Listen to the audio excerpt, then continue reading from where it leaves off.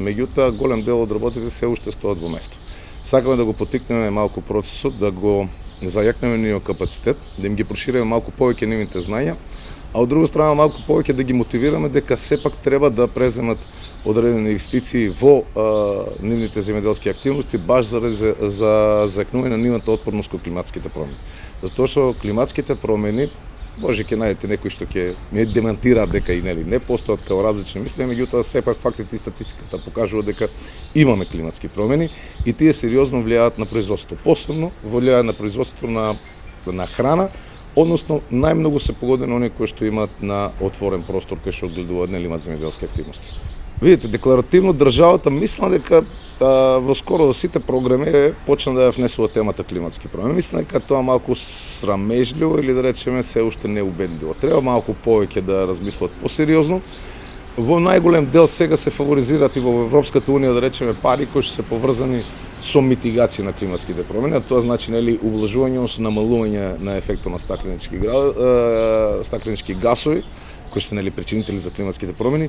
Мислам дека треба да смениме малку насоката, да се свртиме кон адаптација. Значи ние како држава не произведуваме толку многу, не емитираме толку многу стакленички гасови, не допринесуваме толку многу кон климатските промени, колку што ги трпиме климатските промени. Согласно да речеме сите извештаи кои се направени за Македонија, Македонија е спаѓа во регионите кои се најранливи на климатските промени, поготово да речеме југоисточниот плански регион, тука се најранливи. Ако ќе земеме комбинација дека најголема ранливост со климатските промени, а најголемо производство на храна, тоа значи дека сериозно ќе бидеме доведени во иднина во наредните 30 години на производството и обезбедување на храна.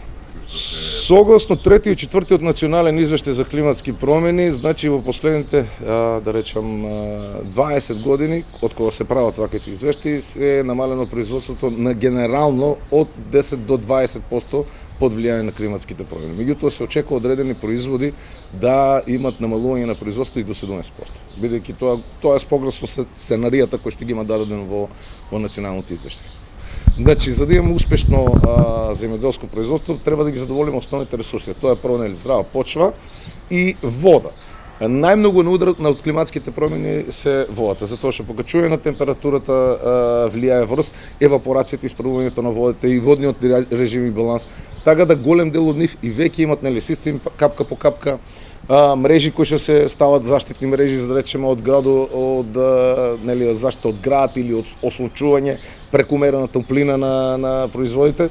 Меѓутоа најголем дел треба да се организираат, да се направат условно речено паметни фарми, односно паметно земјоделство кај што сите ресурси да може да ги обезбедат на едно место. Тоа би звучало нели премногу идеално, меѓутоа тоа е како мерка за да се адаптираат на последиците од климатските промени.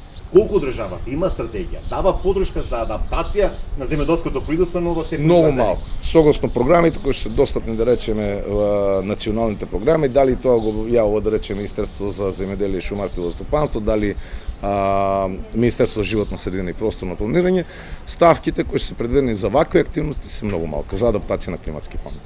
Имат нели некои мерки кои се предвидени за енергетска ефикасност, дури во